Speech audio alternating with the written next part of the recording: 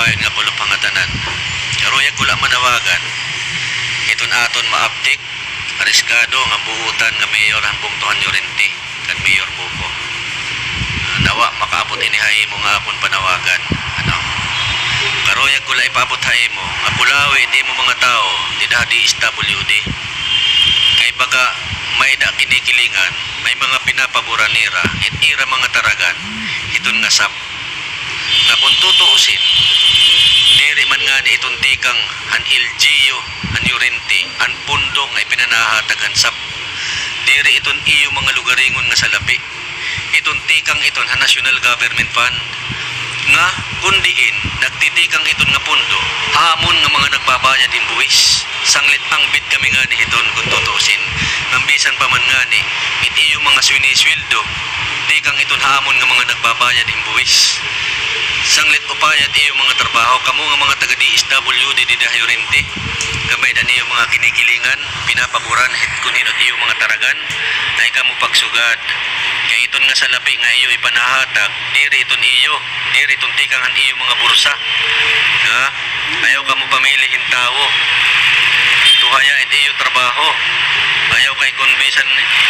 ilalala niyo kamag-anak la niyo iti iyo mga taragan uunahon ko anak nanay ang first batch ang panhatag niyo anak nanay na disqualified hiya kaya ang iyo rason may da nga laong mga anak nga nagpapadarati kang Manila okay waray kami pag-aringasa kinarawat namon nga diskwalipikado anapon kag anak dara kami may da man nagpapadara pero ano man ngayan ngayon na nga may da niyo pinanagan nga may anak nga mga abroad ang iba pa nga ni mga pensyonado pero iyo tinagan na qualified hirang atagan anak nanay may nagpapadarati ka na Manila disqualified ang iba nga mga tao nila nga may mga anak nga abroad kwalipikado tagan pensyonado kwalipikado tagan hansap ay kamo pagpabor mga taga DSWD di Yorente anak tatay yan ang ikaduha ano yung ginuol pa niyo pabalik-balik nga dapong tuhan Yorente para la pagpirmahan kung anon iyo mga papaypirmahan tapos kauro-urhian disqualified ngayon liwat hiya ano ang iyo rason kay nga laong ang asawa ni Irap anak bugto nga pulo namon nakakarawat haloksoon nakakatawa naman kayo Marso nakakarawat ang bata Lorlin ang asawa ni Irap Marso pa nag-asawa hira Lorlin nga Irap Hunyo na ano ang kinalaman na nakag-anak kan Lorlin nga nakakarawat haloksoon nga waray mga anit aguman akon mga kag-anak ngan waray pa itira pag-aasawa waray pa paglulungon naghihimula kamo yung mga dahilan pero ang totoo diri kamo tihatag kay madani yung mga ibang taragan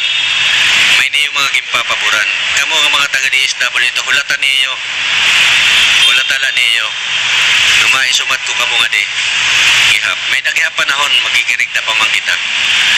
mag-i-eleksyon pa man nga di odog alagan hindi pag-i-eleksyon kay halos mga muyo kamuhin pangarohin bulig para ibutos kamo nganya na ada kamo nagpapakapuruko di kamo nagtutuhay di yung mga trabaho nga kon hirahin o kamo nga harang dun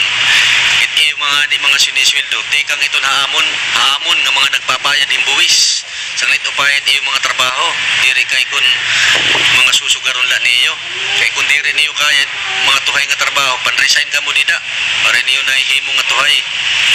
imbis nga makabulig kamo naghihimo kamo hinsamok mga ungas talaga naman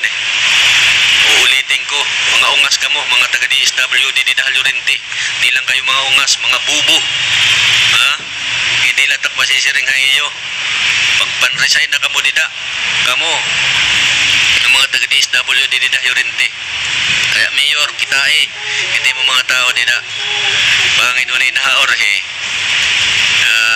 hindi mo pala alam na itong mga tao mo may mga pinapaboran sige damo nga salamat